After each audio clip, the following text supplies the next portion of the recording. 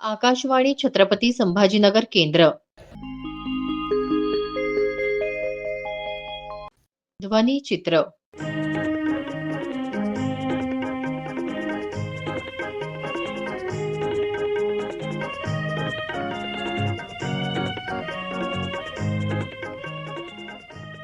सावित्रीबाई फुले महिला एकात्म समाज मंडळाचा पुरस्कार वितरण सोहळा आणि पर्यावरण सन्मान पुरस्काराबाबतच्या माहितीचा संपादित अंश आज आपण ध्वनिचित्र या कार्यक्रमात ऐकणार आहोत.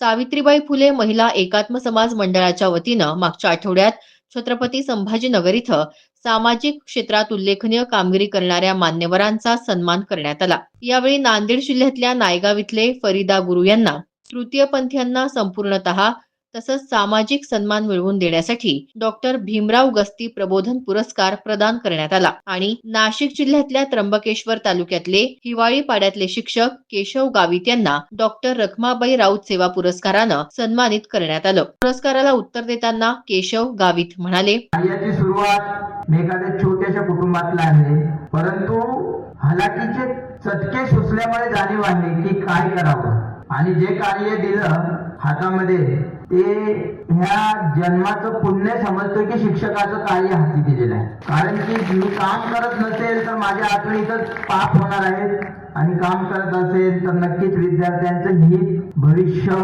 पुढे प्रकाशमय होणार आहे. परंतु एका हाताने टाळी वाजत नाही, कितीही वाजवली टाळी तरी वाजणार नाही.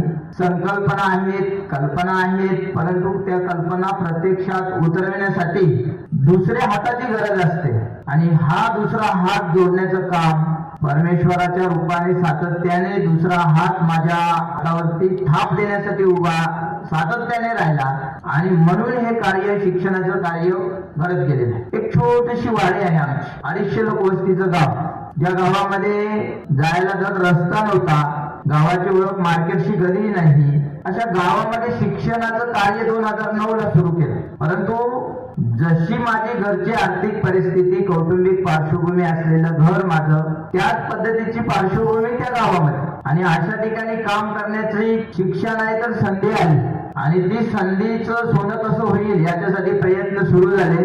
कधीही नकारात्मक विचार आला नाही की हे काम करताना कसं होईल किंवा एवढ्या अंतरावरून पायी कसं जायचं. 7 वर्ष 8 किलोमीटर पायी प्रवास होता शाळेत जाण्यासाठी, दऱ्या चढून, डोंगर चढून, नदी ओलांडून. परंतु सातत्याने हे कार्य सुरू ठेवलं आणि मगाशी सांगितल्या पद्धतीने जसं परमेश्वर रूपाने एक माझ्यासाठी नाही तर गावासाठी आणि गावातल्या मुलांसाठी, आता मुलांसाठी नाही तर त्या परिसरातल्या 175 गावांसाठी की जिथं शिक्षणाची गंगा पोचली नव्हती, ज्या ठिकाणी एक नोटबुक घेण्यासाठी सुद्धा महिना लागणार, अशा ठिकाणी परमेश्वर रूपी एक दैवत की जे माझे सामाजिक क्षेत्रातले गुरु माननीय अय्यर साहेब या ठिकाणी उपस्थित झालेले आहेत. तर अशा व्यक्ती ज्या वेळेला माझ्या गावामध्ये आल्या आणि शिक्षणाचं कार्य मला सपोर्ट मिळायला लागला, तेव्हापासून माझे विचार आणि मुलांची प्रगती ही बदलत गेली आणि तो प्रगती शेवटी माझा माठ भरल्यानंतर, माठात पाणी भरल्यानंतर आपण दुसऱ्या माठात टाकतो, त्या चुकीप्रमाणे ज्या वेळेला शाळेसाठी भौतिकताची गरज पुरेपूर वाटायला लागली, तेव्हा मागणी केली की आता आपल्याला अजून शाळेसाठी काम करायचं आणि म्हणूनच त्या परिसरातल्या आजही 175 शाळांपर्यंत पर विद्यार्थी 1400 ते 1500 रुपयाचे शैक्षणिक साहित्य दरवर्षी त्या बालकांना मिळतं, जेणेकरून कुठलीही अडचण येत नाही.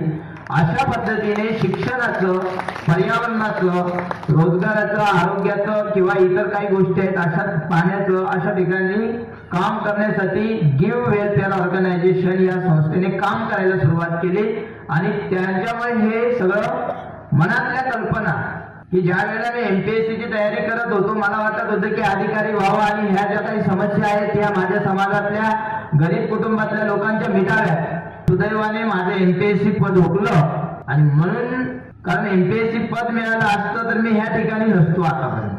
जे कार्य हातात घेतलं तो खूप मोठं समाधान आहे आणि ज्या कल्पना होत्या त्या कल्पना उतरवण्यासाठी 2016 पासून प्रत्यक्षात माणसं जोडली गेली आणि त्यांच्या रूपाने कार्य सुरू झालं. पुरस्कार सोहळ्याला राष्ट्रीय सेवा भारतीचे सहसंघटन मंत्री विजय पुराणिक यांची प्रमुख उपस्थिती होती. आपल्या मार्गदर्शनपर भाषणात ते म्हणाले, तर अनेक वेळेला प्रश्न पडतो की या सन्मानासाठी हे काम करतात का किंवा काम सुरू केलं त्यावेळेला कधीतरी स्वप्नामध्ये ज्यांना असं वाटलं होतं की कधीतरी आपला असा सन्मान व्हावा म्हणून आम्ही काम करतो.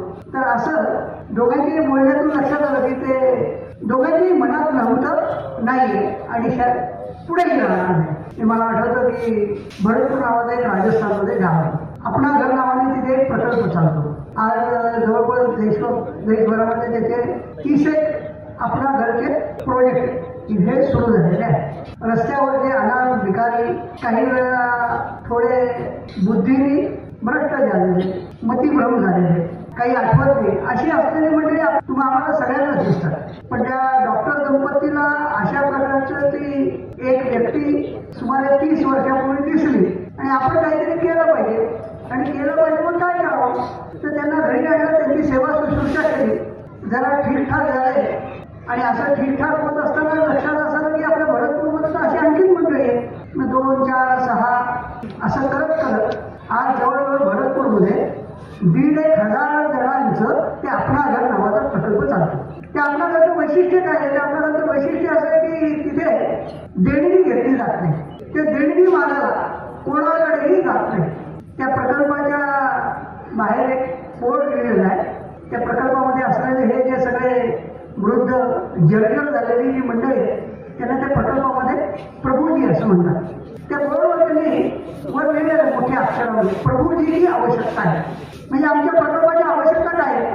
काय 2 क्विंटल गहू पाहिजे, 5 क्विंटल तांदूळ पाहिजे, 4 डबे तेलाचे पाहिजे, असं त्यावेळेला त्या दिवसाची जी आवश्यकता असेल ती आवश्यकता तिथे लिहून ठेवली जाते. इथे टीव्ही नाही तर टीव्ही पाहिजे.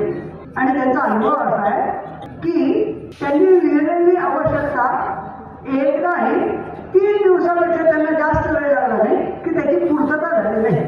समाजाने त्यांना भरभरून दिलं. जसं केशव गुरुजींनी सांगितलं की समाज जोडला गेला, त्याच्यामुळे मी जे करत होतो काम त्या कामाला गती प्राप्त झाली.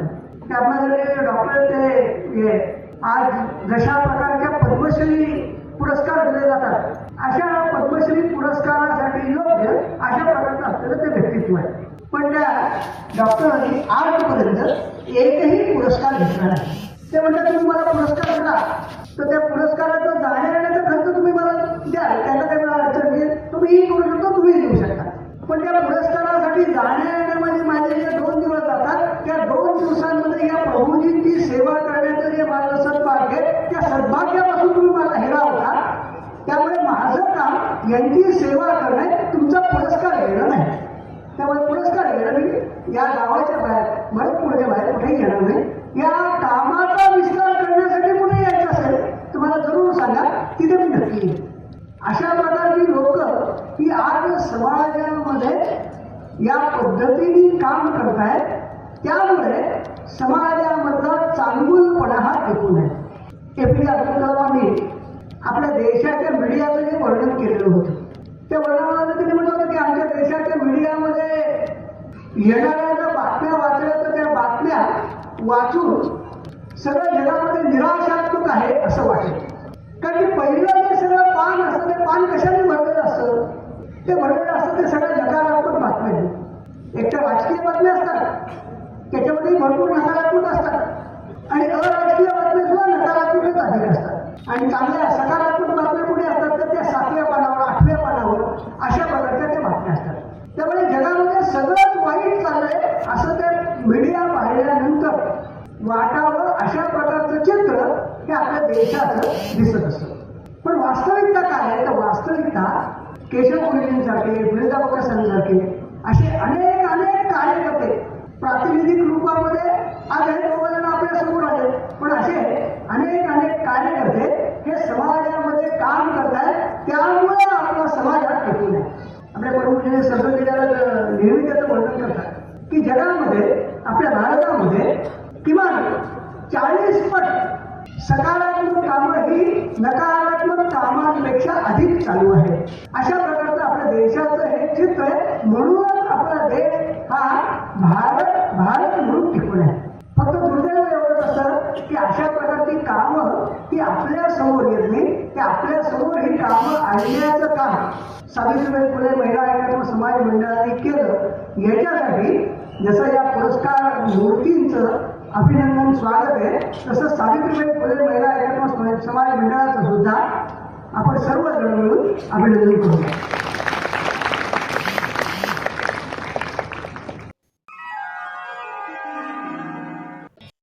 छत्रपती संभाजीनगर इथं मागच्या आठवड्यात श्रीकांत उमरीकर यांना पर्यावरण संवर्धन सन्मान देऊन गौरवण्यात आलं. या पुरस्काराबाबत त्यांनी या शब्दात माहिती दिली.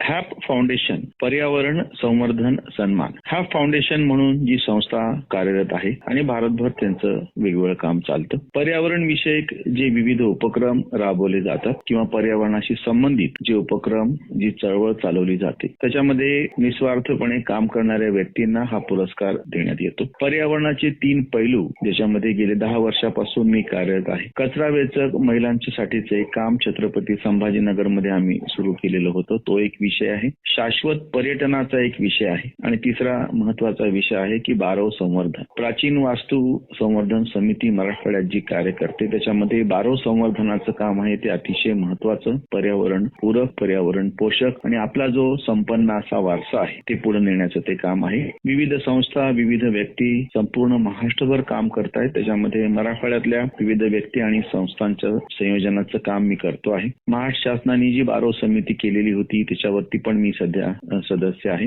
तसेच पुरातत्व विभागाने सन्मान पत्र या सगळ्या कामाच्या संदर्भामध्ये मला यापूर्वी पण प्रदान केलेलं आहे. दुसरं जे काम चालतं ते शाश्वत पर्यटनाचं. आपल्या आजूबाजूची जी प्राचीन स्थळं आहेत, महत्वाची ऐतिहासिक अशी स्थळं आहेत, त्या ठिकाणी देशी विदेशी पर्यटकांना घेऊन जाणे, त्यांना तिथली माहिती देणे, जशी कुठली माहिती नाही. शाश्वत पर्यटनामध्ये दुसरा एक महत्वाचा विषय येतो की त्या ठिकाणच्या परंपरा, त्या ठिकाणचं अन्न, त्या ठिकाणचे वस्त्र, जसं आपल्याकडे हिमरू सारखं पैठणी सारखं सुंदर वस्त्र विणलं जातं, त्याचा समावेश एरवी पर्यटनामध्ये होत नाही, पण शाश्वत पर्यटनामध्ये याचा विचार केला जातो. किंवा उंडणगावला महाजनांचा जो वाडा आहे त्या ठिकाणी परदेशी पर्यटक जाऊन राहतात. जुन्या वाड्यामध्ये, जुन्या वास्तूमध्ये मुक्काम जाऊन करणे एक शाश्वत पर्यटनाचे खूप वेगवेगळे असे पैलू आहेत. त्याच्यावरती पण आम्ही सातत्यानं काम करत आलेलो आहोत. तिसरा जो भाग आहे कचरा वेचक महिलांचा. ओला आणि कोरडा कचरा, याच्यामध्ये कोरडा कचरा हा जो विषय आहे त्या कोरड्या कचऱ्यातून 1200 ते 1500च्या जवळपास बायका आणि तरुण मुलं या छत्रपती संभाजीनगरमध्ये त्यांचा रोजगार त्यांनी निर्माण केलेला आहे. म्हणजे केवळ ह्या कचरा वेचण्यातून त्याचं वर्गीकरण करायचं आणि तो कचरा मग तो विकायचा आणि त्याच्यातून पैसे कमवायचे. म्हणजे एकीकडे पर्यावरणाचे काम आहे, दुसरीकडून प्रत्यक्ष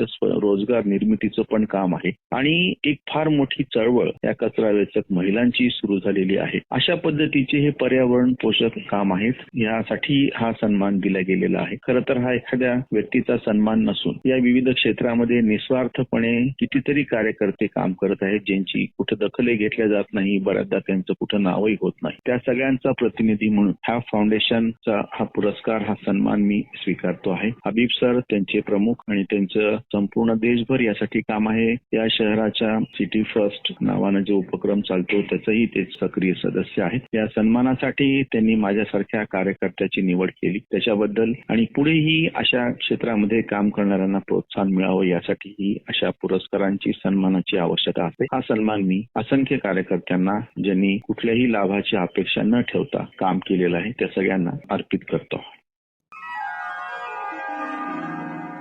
ध्वनिचित्राचा हा कार्यक्रम आकाशवाणी छत्रपती संभाजीनगर केंद्राच्या प्रादेशिक वृत्त विभागाने सादर केला. सादरकर्ते समरजित ठाकूर, निर्मिती सहाय्य धनंजय ब्रह्मपूरकर.